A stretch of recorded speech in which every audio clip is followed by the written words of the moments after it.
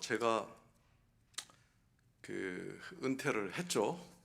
그래서 이제 목회 사역 마치고 학교 사역 마치고 그러고 나서 기대하기를 이제 좀 인생이 편하겠구나. 룰루랄라. 이제 편한 인생이 펼쳐지겠지. 그렇게 생각을 했는데 그게 그렇지가 않더라고요. 물론 이제 제가 신대원에서 가르칠 때 학생들이 자꾸 물어봐요. 목사님, 그 목회하는 거하고 신학교 교수하는 거하고 어떤 게 더 어려우냐고, 더 쉬우냐고 자꾸 물어보는데, 거기서 제가 바로 대답하면 다른 교수님들한테 미안해가지고 대답을 안 했는데 자꾸 물어봐요. 그래서 결국 대답을 했죠. 목회가 훨씬 힘듭니다. 근데 신학교 교수는 뭐 그거보다 사람마다 다를 수 있는데 뭐 쉽죠. 뭐 방학도 있고 뭐 여름 방학, 겨울 방학도 쉬면서 스트레스 다 풀고 뭐 그러는데, 그런데 이제 그 신학교 교수보다 더 쉬운 게 병원에서 원목하는 겁니다. 원목 채플린 사역하는 건데, 근데 옆에도 보면은 또 그것도 스트레스 받는다고 막 어려워하는 사람들이 있는데, 참 대놓고 말할 수도 없고 그거 가지고 뭐 어렵다고 그러냐고 그럴 수도 없고. 그런데 어쨌든 뭐 원목은 이제 신학교 교수 사역보다도 더 쉽고 그렇습니다.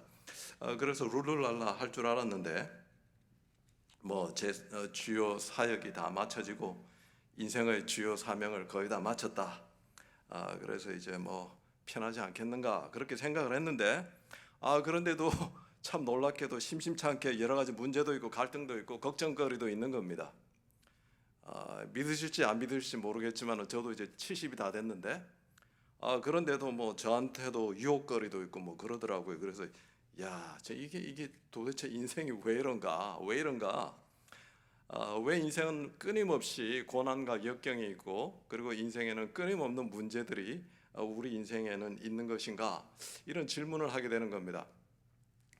먼저 이제 현실적인 관점에서 대답을 한다면은 우리 인간들이 완전하지가 않죠. 그리고 우리 인생이 완전하지가 않고, 그리고 이 세상이 결코 완전하지가 않습니다. 요즘 실감하시잖아요. 세상 돌아가는 거 보면은 결코 세상이 완전하지가 않습니다. 그래서 문제가 있을 수가 없습니다. 문제가 없을 수가 없습니다. 그런데 이제 현실적인 관점만으로 대답하면 뭔가 부족하죠. 그것만으로 이게 대답이 다 되는 것 같지가 않는 겁니다. 그래서 신앙적인 관점에서 왜 우리 인생에 이렇게 문제가 끊이지 않고 여러 가지 고난과 역경이 다가오는가? 그러면서 우리는 신앙을 가진 사람들이니까 또 그런 질문을 하게 되죠. 하나님께서 주권자이신데, 우리 인생과 우리 역사를 주관하시는 분인데 왜 이렇게 많은 문제들과 고난과 역경이 끊임없이 발생하고 우리에게 다가오는가 하는 그런 질문들을 하게 되는 겁니다. 그래서 제가 오늘 하려고 하는 것은 이제 신앙적인 관점에서 혹은 성경적인 관점에서 인생의 고난과 역경과 끊임없는 문제들에 관해서 대답을 하려고 하는 것입니다. 먼저 우리 인생의 주요 주제가 아닌 것에 관해서 이제 몇 가지 이제 소개를 하면은, 우리 인생들이 본능적으로 원하는 것이 무엇입니까? 이게 예외가 없어요. 우리 모든 성도님들이 사도 바울이 아닌 이상 동일하게 원하는 것이 있는데, 우리는 행복하기 원하고 성공하기 원하고 그리고 건강하기 원합니다. 그 외에도 뭐 또 여러 가지 것들이 있겠죠. 그런데 우리 행복하기 원하고 그리고 성공하기 원하고 건강하기 원합니다. 그래서 우리 성도님들 행복하십니까? 여기 이제 몇 분들은 행복하다고 대답하시는 분들이 있어요. 그런데 그분들은 믿음으로 행복한 거지, 믿음이란 관점에서 어느 정도 이제 믿음이 자라면서 행복하신 거지, 사실 우리가 우리 인생을 돌아다 볼 때 우리의 기대와 소원들이 다 이루어져서 행복한 것은 아닌 것입니다. 한 가지 단적인 예가, 자식들이 부모 뜻대로 되는 거 보셨어요? 심지어는 목사님들도 거기에 대해서 예스라고 대답 안 하실 거예요. 자식도 우리 마음대로 되지 않습니다. 하나님 뜻대로 됩니다. 그래서 우리가 우리의 기대와 소원이 다 이루어져서 우리가 행복하다 하는 그런 분들은 극히 드문 거예요. 혹은 그런 분들은 없습니다. 목사의 특권이 무엇인가 하면 사람들의 인생 속에 깊이 들어가 볼 수 있는 그런 특권을 주셨어요. 신방하고 상담하고 그러면서. 그런데 불신자들 중에 행복해 보이는 사람들이 있죠. 우리가 보기에 세속적으로 영어로 그렇게 he got everything, she got everything 그런 말을 하지 않습니까? 부족한 거 없다, 다 가졌다. 그런데 들여다보면 그 안에 모든 문제들이 다 있습니다. 행복하지가 않습니다. 우리 성도님들 성공하셨습니까? 사실 인간적으로 우리 교회 성도님들은요, 대부분 웬만큼 성공하신 분들이에요. 성공하신 분들이에요. 웬만큼 다 이루신 분들입니다. 그렇지만 다른 관점에서 볼 때 우리가 우리 소년 때, 소녀 시절에 가졌던 여러 가지 인생의 목표들, 우리가 청년 때 품었던 그런 꿈들, 그런 꿈들이 다 이루어졌습니까? 그렇지는 않죠. 그렇지는 않죠. 저도 제가 가졌던 꿈들이 있는데 제 꿈들이 다 이루어진 것은 아닙니다. 그래서 그런 면에서 보면은 우리가 꼭 성공한 것 같지도 않고, 그 다음에 건강한가? 건강하세요? 건강이 우리 마음대로 됩니까? 어떤 분들은 돈은 있는데 건강이 없고, 또 건강이 있으면 돈이 없고, 어떤 분들은 건강도 돈도 없습니다. 그래서 이런 관점에서 행복과 성공과 건강을 우리가 추구하고 살았는데 이런 것들이 뭐 꼭 제대로 다 이루어진 것 같지 않다 하는 이런 생각들이 들 때 우리가 왜 이런가? 하나님께서 내 인생을 주관하시고 인간의 역사를 주관하시는데 왜 이런 일들이 있는 것인가? 하나님께서 실패하신 것인가? 하나님께서 사랑하시는 자녀들에게 왜 이 끊임없는 고난과 역경과 고통이 다가오는가? 하나님께서 실패하신 것인가? 혹은 뒤집어서 내가 실패한 것인가? 내가 뭔가 잘못해서 이런 고난과 역경과 슬픔과 여러 가지 문제들이 있는 것인가? 이런 질문들을 하게 되는데 꼭 내 죄 때문에 뭐 이런 문제들이 다 생겼다 이렇게 생각하시는 것은 뭐 그런 면도 약간은 있을 수가 있지만 이런 질문에 대해서 궁극적인 대답을 근본적인 대답을 주는 것은 아닌 것입니다. 그래서 제가 결론부터 이제 말씀을 드리겠습니다. 왜 인생에 고난과 역경이 있고 우리 인생 속에 끊임없는 문제들은 계속해서 다가오는가? 그 이유는 우리 인생의 주제가 성공과 행복과 건강이 아닌 것입니다.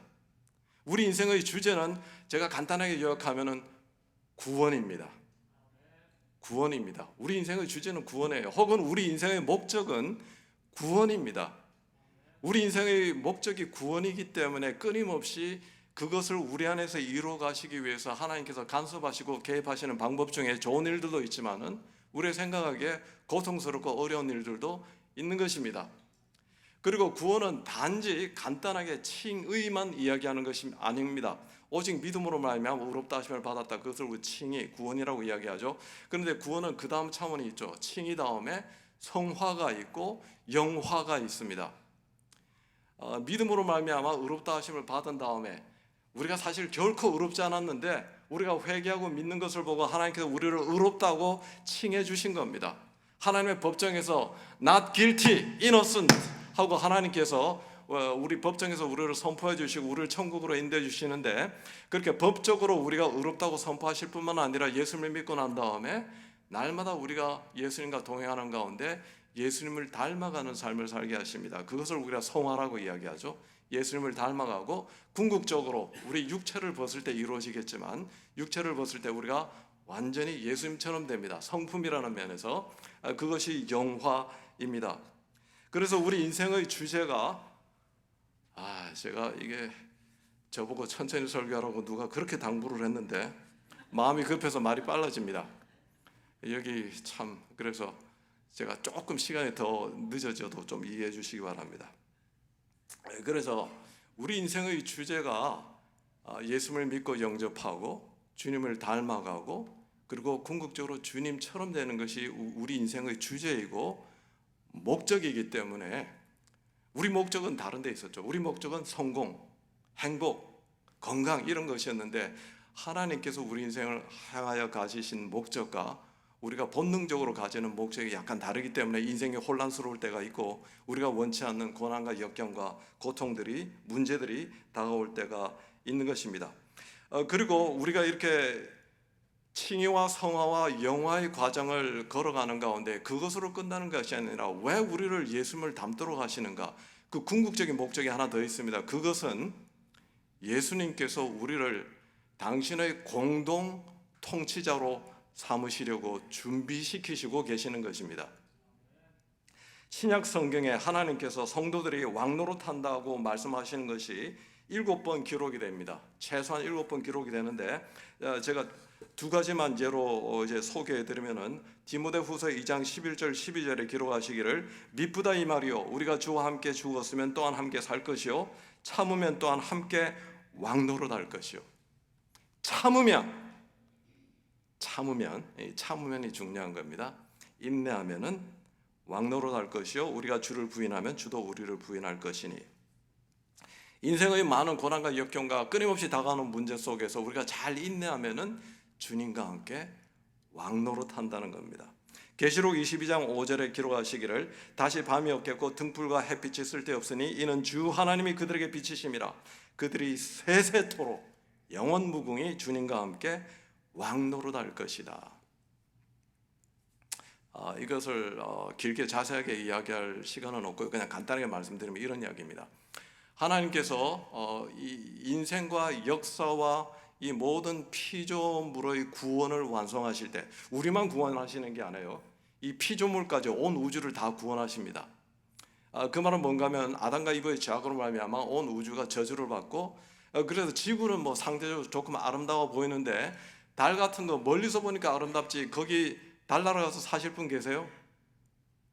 죽음의 땅입니다. 거기는 생명이 없어요. 결코 아름답지 않습니다. 그런데 어떤 신학자들의 추측하기를 하나님께서 온 피조물을 새롭게 하실 때 그런 죽음의 땅들까지 죽음의 혹성들까지 다 새롭게 하실 것이다. 거기도 생명이 넘치실 것이다. 그래서 하나님께서는 온 우주를 다스리기 위해서 수많은 공동 통치자들 혹은 deputy ruler 예수 그리스도의 공동 통치자들이 필요한 겁니다. 그래서 우리를 부르시고 의롭다 칭하시고 연단하고 훈련하시며 주님을 닮아가게 하시고 영화롭게 하셔서 궁극적으로 우리 주님께서 우리와 함께 온 우주를 통치하시기 위해서 우리를 연단하고 훈련하시고 계시기 때문에 우리 인생에 다소간 혹은 치열한 고난과 역경과 문제들이 계속해서 있는 것입니다. 대리 통치자들입니다. 그래서 여기 계신 분들은요 다 왕 되실 분들이에요. 아멘. 여기 앉아가지고 그런 생각하시는 분들, 나는 여왕 될 건데 그러신 분들 계신 것 같아요. 그런데 이제 우리 천국 가면 이게 편의상 왕이라고 이야기하고 우리가 천국을 가게 되면 이 육체를 벗고 부활의 육체를 입게 되면 남성도 없고 여성도 없고 그래서 중성이라는 이야기는 안 해요. 요즘 흔히 이야기하는 트랜스젠더 그런 이야기는 아니고 남성도 아니고 여성도 아니고 성을 초월한 존재, 천사 같은 존재들이 되어서 주님과 함께 다스리게 되는 것입니다. 그래서 여기 다 왕 되실 분들이에요. 그래서 왕 되실 분들한테 서로 함부로 하지 마시기 바랍니다.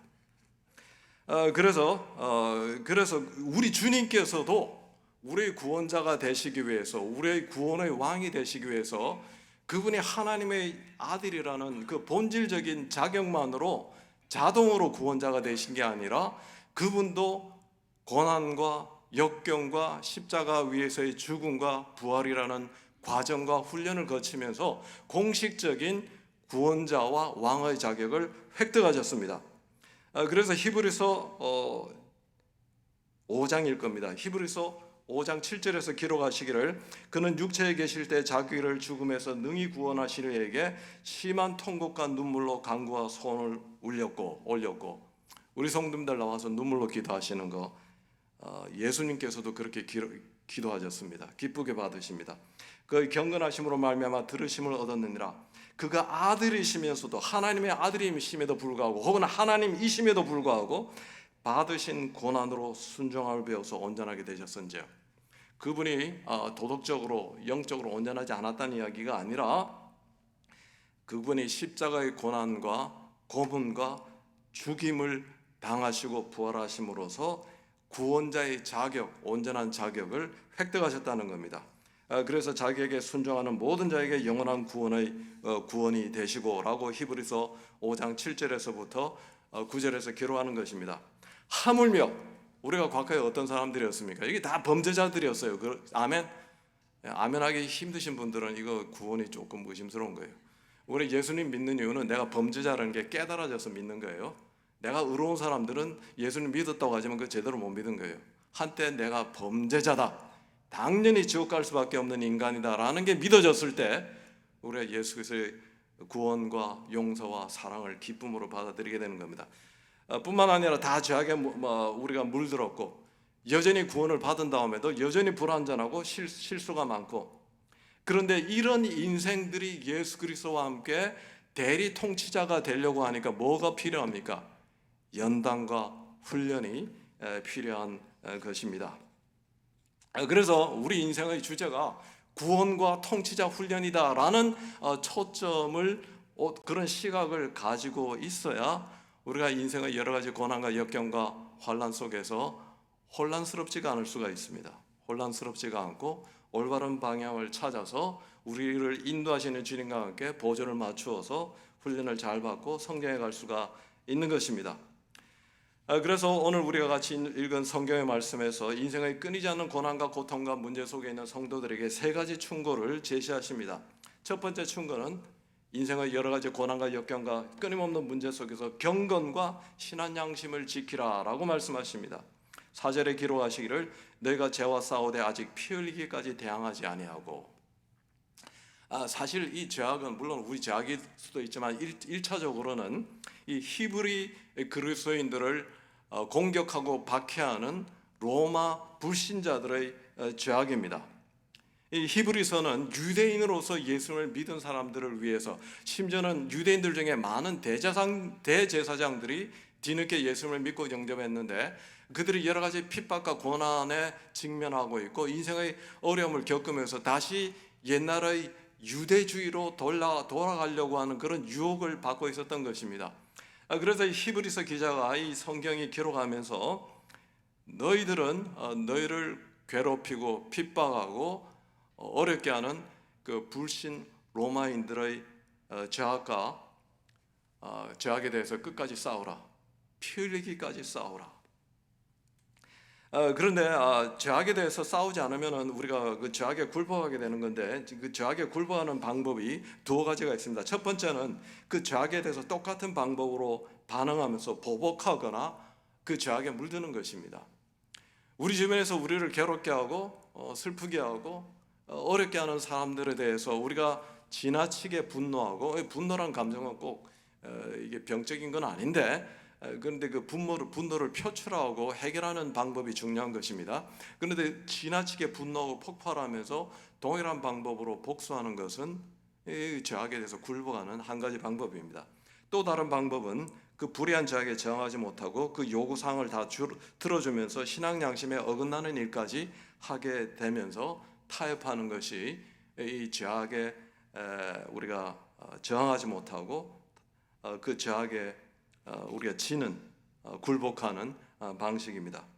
그래서 히브리서 기자는 죄악은 어쨌든 죄악이기 때문에, 세상이 아무리 죄악이 아니라고 이야기해도 성경이 죄악이라고 말씀하시면 죄악이기 때문에 우리 그리스도인들은 보복하지도 말고 타협하지도 않으면서 우리가 양보할 것은 양보하지만은 신앙 양심이라든지 도덕이라든지 경건이라든지 이런 것들은 끝까지 지키라고 말씀하시는 것입니다. 그러면서 말씀하시기를 심지어는 죄악에 대하여 피 흘리며 순교하더라도 신앙 양심과 경건을 지키라고 가르치십니다. 피를 흘려서라도 내 신앙을 지키고 내 경건을 지키고 양심을 지키라고 말씀하시는 것입니다. 계시록 14장 16절에서부터 18절에 가보면은 7년 대환란에 관해서 이야기하시면서 적그리스도와 거짓 선지자가 등장을 해서 큰 권력을 가지고 사람들을 박해하는 이야기가 나옵니다. 그러면서 666 표를 받아야 되고 그것을 받지 않으면은 매매를 하지 못하게 하고, 예를 들어서 그로서리 스토어에 가가지고 음식을 사지 못하게 하는 그런 시대가 오는 것을 이야기하는 것입니다. 그런데 이런 어려운 상황 속에서 굴복하고 666을 받고 하면은 15장 9절에서부터 12절까지 해서 굴복하고 양심을 팔고 666을 받는 자들에게는 영원한 형벌이 있다. 그러나 인내로서 이 핍박과 666을 끝까지 거부하면은 영원한 영광과 상급이 있다라고 가르치시는 것입니다. 그래서 여러 가지 고난과 역경과 여러 가지 어려움 속에서 우리가 첫 번째 기억할 것은 계속해서 우리는 경건해야 된다. 경건과 거룩과 양심을 지켜야 된다 하는 것입니다. 두 번째 교훈은 하나님의 섭리에 초점을 맞추라입니다. 혹은 하나님의 보이지 않는 손에 우리가 시야의 초점을 맞춰야 된다는 겁니다. 나를 괴롭게 하는 사람들, 이 악한 사람들, 핍박자들, 그들의 죄악들, 괘씸한 일들, 여기에 초점을, 그것도 무엇이 이루어지고 있는지 파악은 해야 되지만 초점은 거기 있는 것이 아니라 주요 초점은 그 배후에 있는 하나님의 손, 하나님의 섭리, 보이지 않는 손길에 초점을 맞춰야 한다는 것입니다. 5절과 6절에서 기록하기를 아들들에게 권하는 것 같이 너에게 권면하신 말씀을 잊었도다. 일러스되 내 아들아 주의 징계하심을 경히 여기지 말라. 저는 이 징계라는 이 번역을 조금 안 좋아합니다. 이게 조금 우리로 하여금 혼란스럽게 할 수가 있어요. 징계하면 내가 뭔가 잘못한 게 있어서 뭐 처벌한다는 그런 느낌이 있는데 사실은 그런 것이라기보다는 더 정확하게는 디시플린 혹은 연단과 훈련입니다. 그래서 하나님의 연단과 훈련을 경하게 여기지 말고 그에게 꾸지람을 받을 때 낙심하지 말라. 주께서 그 사랑하시는 자를 징계하시고 연단하고 훈련하시고 그 받으시는 아들마다 채찍질 하심이라 하였으니 라고 기록합니다. 2절과 4절에서 죄인들과 불신자들의 핍박과 그들의 죄악에 관해서 이야기하다가 갑자기 5절에서 이것이 하나님의 연단과 훈련이다 라고 이야기를 하는데 이거 뭔가 논리적으로 맞지 않는 것 같잖아요. 그런데 어떻게 이것이 가능한가 하면은 하나님께서 주권자이시기 때문에 궁극적으로 이 세상의 모든 일들을 결정하고 인도하시는 이가 하나님이시고 그것을 우리가 하나님의 주재권이다라고 이야기하는데 하나님의 이 전지전능하신 하나님의 주권과 주재권 때문에 이것이 가능한 것입니다. 그래서 박해자들과 핍박자들과 악한 자들이 우리 인생 속에 여러 가지 고난과 환난과 역경과 질병과 문제들을 가져올 때 우리는 뭐 누가 무슨 짓을 하고 있는지 그것도 파악은 해야 되는데 더 중요한 초점은 그 배후에서 이것을 허락하시는 하나님의 손길을 보고 하나님의 의도를 파악하고 그분과 우리가 협조하고 코아퍼레이트하고 그분과 동행하는 것이 중요하다는 것입니다. 이것은 마치 손오공과 같습니다. 핍박자들과 불신자들이 아무리 날뛰어도 그들은 손바닥 안에 있는 손오공과 같습니다. 손오공이 아무리 날뛰어도 그 하나님께서는 그 손오공을 당장 꼼짝 못하게 하실 수가 있어요. 그런데도 그것을 허용하시는 이유는 그 손오공의 날뛰임을 통해서 성도들에게 어떤 유익이, 성도들이 연단받고 훈련받고 더 성숙해질 수 있는 유익이 있기 때문에 허락하신다는 겁니다. 이것은 마치 바이러스와 박테리아와 같습니다. 우리가 바이러스와 박테리아 때문에 고생을 많이 합니다. 우리가 조금 피곤하고 컨디션 조절을 잘 못하고 그러면은 감기도 걸리고 플루도 걸리고 폐렴도 걸리고 온갖 질병에 시달립니다. 그러면서 우리가 아주 신학적이고 철학적인 분들은 그런 질문을 하실 수가 있습니다. 하나님, 이 바이러스와 박테리아와 이 온갖 이런 병균들 좀 없애버리시지. 이거 왜 이토록 계속해서 놔두십니까? 하나님께서 바이러스와 박테리아를 다 없애버리면 우리가 어떻게 되는지 아세요? 지극히 허약해집니다. 우리가 어릴 때 태어나서 자라기 시작하면서 가끔 이 여러 가지 이 박테리아, 바이러스 여러 가지 이런 병균들에게 노천이 되면서 병에 걸리기도 하고 낫기도 하고 그러면서 우리의 저항력이 강해지는 거예요. 우리가 더 건강한 인간으로 성장하게 되는 겁니다. 그리고 그런 바이러스와 박테리아에 감염되지 않기 위해서 우리가 뭐 합니까? 잘 먹고 열심히 운동하고 그러면서 근육도 생기고 튼튼해지고 통치자답게 왕자답게 공주답게 자라가게 되는 것입니다. 그래서 하나님께서 바이러스와 박테리아를 당장 없애지 아니하시고 허락하시는 이유는 왜 불신자들과 그들의 박해와 악행과 죄악을 당장 처벌하지 아니하시고 왜 마귀와 악령들을 당장 붙잡아다가 지옥불에 던지지 아니하시고 내버려 두시는가? 이것들을 통해서 성도들이 성장하고 성숙하고 더 건강해지고 더 지혜로워지고 더 예수 그리스도답고 예수님을 닮아갈 수가 있고 더 통치자 같아질 수 있기 때문에 허락하고 계신다는 것입니다. 그러면서 두 가지 교훈을 여기서 경히 여기지 말라. 경히 여기는 사람들은 인생의 여러 가지 고난과 역경이 있을 때 경히 여기는 사람들은 어떤 사람들인가 하면은 이거 다 우연이고 재수와 일진이 나쁜 거다. 그렇게 생각하고 아유 그냥 뭐 재수 없어서 이런 것이지 이렇게 생각하면서 별로 교훈을 얻지 못하는 분들이 경히 여기는 분들입니다. 그 다음에 낙심하는 분들은 고난 속에서 하나님께서 나를 버리셨다. 그분이 나를 유기하셨다. 하나님께서 나에게 더 이상 관심이 없으시고 도우시지 않으신다 라고 생각하면서 낙심하고 믿음이 침체되는 것입니다. 이런 경우에도 우리가 별로 배우는 것이 없습니다. 중요한 것은 어떤 상황 속에서도 하나님은 나를 영원히 변함없이 사랑하고 계신다.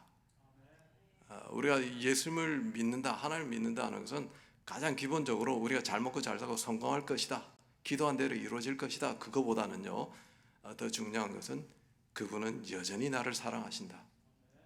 그분은 나를 여전히 사랑하시고 자기 아들을 아끼지 아니하시고 십자가에 내어주시니가 어찌 그 피로, 보혈의 피로 값을 주고 사신 나를 그분이 사랑하시지 않을 수 있겠는가? 그 비싼 값을 주고 샀는데 어떻게 다시 버릴 수 있겠는가? 그분은 나를 여전히 사랑하신다라고 믿는 것이, 그렇기 때문에 그 하나님의 사랑이란, 영원한 사랑이란 관점에서 우리의 고난과 역경들을 해석하고 이해할 때 우리는 곁길로 빠지지 않을 수 있다는 겁니다. 그러면서 6절에서 주께서 그 사랑하신 자를 연단하고 훈련하시고 그 받으시는 아들마다 채찍질하신다. 고난과 역경 속에서 하나님의 주재권을 인정하고 그분의 사랑을 신뢰하고 기뻐하는 것이 고난과 역경을 올바르게 통과하는 올바른 시각입니다. 한번 이제 이 하나님의 주권이라는 관점으로 고난과 역경을 해석하는 한 가지 예를 한번 들어보겠습니다. 2세기 초반에 소아시아 지방의 로마 총독이었던 플리니가 잡혀온 그리스도인들을 재판하면서 딜레마에 빠졌습니다. 트로잔 황제에게 자문을 구하는 유명한 편지를 이 플리니 총독이 보냈습니다. 그것이 아직도 남아 있습니다. 그 편지에서 이 플리니 총독이 이 상황을 이렇게 묘사합니다. 한 무명의 그리스도인을 잡아와 가지고 재판을 해보는데 별로 뭐 기소거리조차 없다는 겁니다. 불신자들이, 이 우상 숭배자들이 이 사람을 고발을 해서 잡아와 가지고 조사를 하는데 별로 기소거리가 없어요. 그래서 이제 위협을 하고 그 믿음을 포기시키고 내보내려고 작정을 했습니다. 그래서 이제 여러 가지 위협을 했습니다. 내가 너를 추방하고 귀양살이를 시키겠다. 그러니까 무명의 그리스도인이 이렇게 대답합니다. 그렇게 하실 수 없습니다. 온 세상이 우리 하나님의 저택입니다. 그러나 플리니가 또 위협합니다. 그럼 너 처형시키겠다. 무명의 그리스도인이 이렇게 대답합니다. 그렇게 하실 수 없습니다. 나의 생명은 그리스도와 함께 하나님 안에 감춰져 있습니다.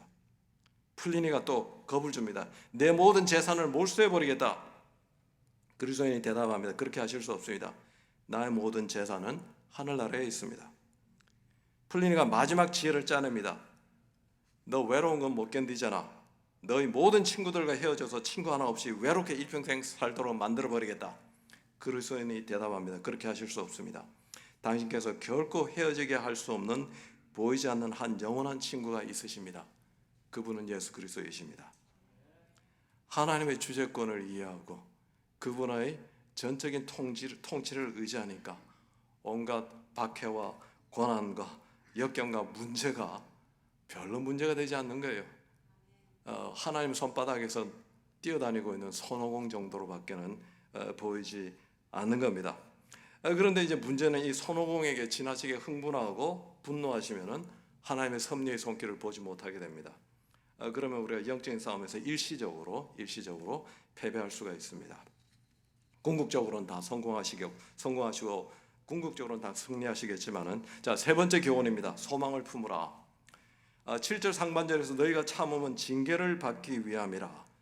이것을 본래 원어성의 핍박과 고난을 훈련으로 간주하고 잘 참아내라입니다. 그리고 계속해서 7절과 8절, 9절과 10절에서 이렇게 기록합니다. 7절과 8절 너희가 참음은 징계를 받기 위함이라. 하나님이 아들과 같이 너희를 대우하시나니 어찌 하나님 아버지가 징계하지 않는 아들이 있으요. 징계는 다 받는 것이거늘 너에게 없으면 사생자여 친아들이 아니라. 하나님께서 우리를 공동 통치자로 인정하시고 훈련하시는 것이 그런 고난과 역경의 문제가 우리 인생에 전혀 없다 그러면은 구원 못 받았다는 이야기예요. 하나님께서 이게 쓸모가 없으니까 훈련도 안 하시는 거예요. 돼지를 잡을 때, 소를 잡을 때 어떻게 잡습니까? 잘 먹여가지고 편하게 잔뜩 살찌운 다음에 잡습니다. 그런데 우리는 소돼지가 아니고 예수 그리스도의 공동 통치자이시기 때문에 하나님께서 연단하고 훈련하고 계신 것이다. 그 연단과 훈련이 없으면 너 공동 통치자 아니야? 그런 이야기입니다. 9절과 10절에서 우리 육신의 아버지가 우리를 징계하여도 공경하였거늘 하늘며 모든 영의 아버지께 더욱 복종하여 살려 하지 않겠느냐. 그들은 잠시 자기의 뜻대로 우리를 훈련하였거니와 하나님은 우리의 유익을 위하여 그의 거룩하심에 참여하게 하시느니라. 사실은요, 목회를 해보고 수많은 인간들 겪어보면요, 결론이 사람들에 대한 결론이 그러면 사람은 안 바뀐다. 사람은 안 바뀐다. 근데 바뀌는 방법이 있습니다. 예수님 제대로 믿고 많은 고난을 겪으면은 바뀝니다. 주변에 아주 경건하고 훌륭해 보이는 이 믿음의 선배들 계시죠? 부럽습니까? 예, 고난을 받으세요. 그러면 그렇게 됩니다. 고난을 받아야, 물론 고난을 잘 받아야 됩니다. 고난 받으면서 곁길로 나가면 곤란하고 제대로 받으면은 경건해지고 거룩해지고 성숙해지고 예수 그리스도를 닮아가게 되는 것입니다. 그런 가운데 11절에서 무릇 징계가 당시에는 즐거워 보이지 않고 슬퍼 보이나 후에 그로 말미암아 훈련을 받은 자들에게는 의와 평강의 열매를 맺느니라. 그래서 제가 여기서 소망이라고 말씀드리는 것은 하나님께서 우리가 흙으로 지어진 연약한 존재들이라는 것을 알기 때문에 우리가 지쳐서 쓰러질 때까지 고난과 역경과 훈련과 문제들을 계속해서 주시지는 않는다는 겁니다. 하나님께서 우리 인생 속에 오아시스를 가끔 예비하셨어요. 연달한 후에는 이 훈련과 연단을 잘 받으면은 의와 평강의 열매가 있다. 하나님과 내 주변의 사람들과 올바른 관계를 맺으면서 우리 평안한 때가 반드시 있다는 거예요. 그래서 좀 참으셔야 됩니다. 인내가 중요합니다. 믿음하고 직접적으로 연결된 것들이 뭐 좀 있죠. 믿음하고 연결된 게 바로 연결된 게 믿음이 있으면 사랑이 있어야 돼요. 또 소망이 있어야 됩니다. 믿음이 있으면 인내가 있어야 됩니다. 믿음이 있다고 하면서 인내가 별로 없으면 그건 믿음도 별로 없는 거예요. 믿음도 어리고 연약한 겁니다. 그래서 인내가 중요한데 잘 견디면은 우리의 연약함을 아시는 주님께서 가끔 인생의 오아시스를 만나게 하시고 영광스럽고 평안한 때가 반드시 있습니다.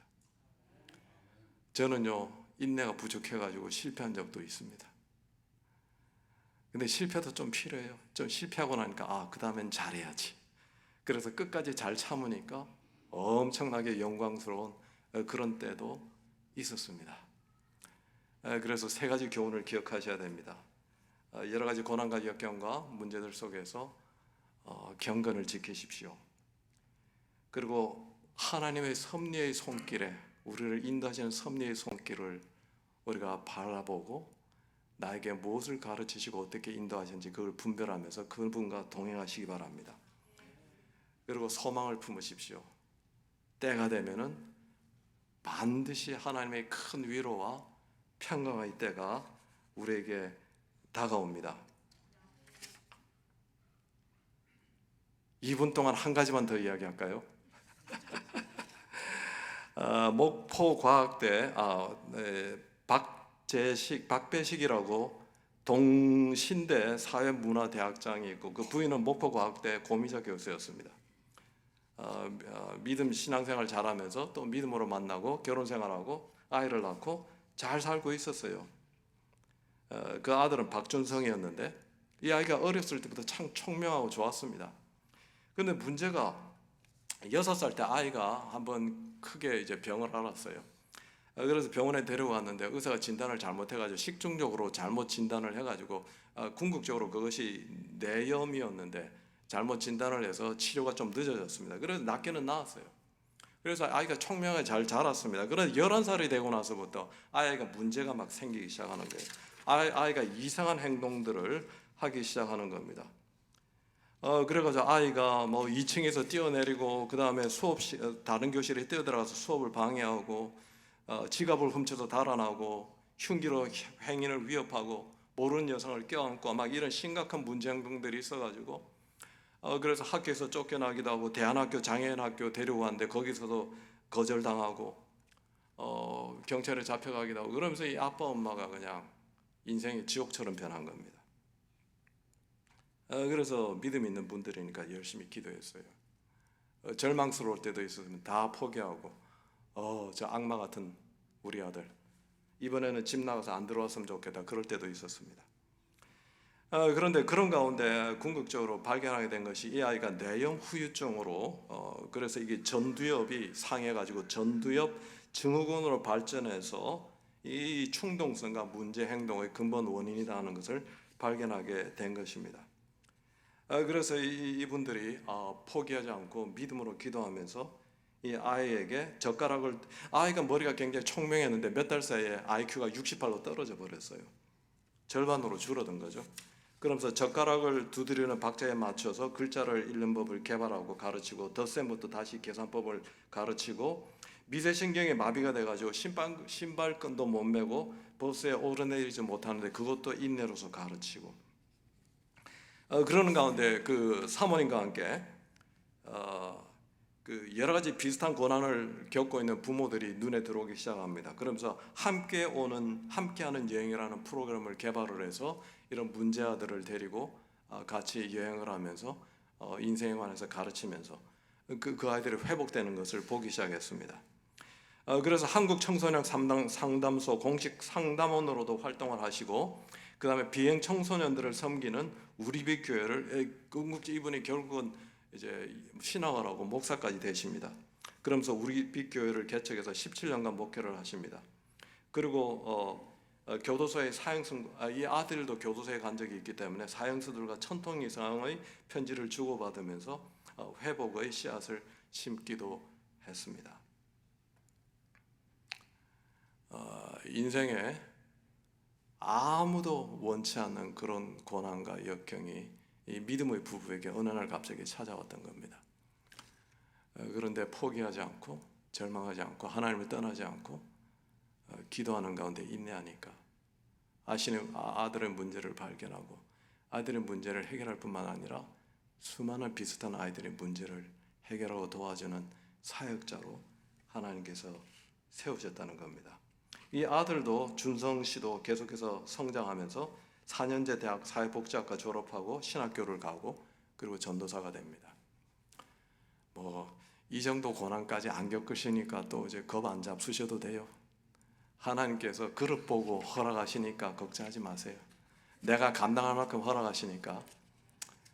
그러나 우리에게 다소간 항상 문제가 있고 고난과 역경이 있습니다. 하나님께서 우리를 경건의 길로 공동 통치자의 길로 훈련하고 인도하고 계십니다. 이 길을 우리가 주님과 끝까지 잘 동행할 수 있기 바랍니다.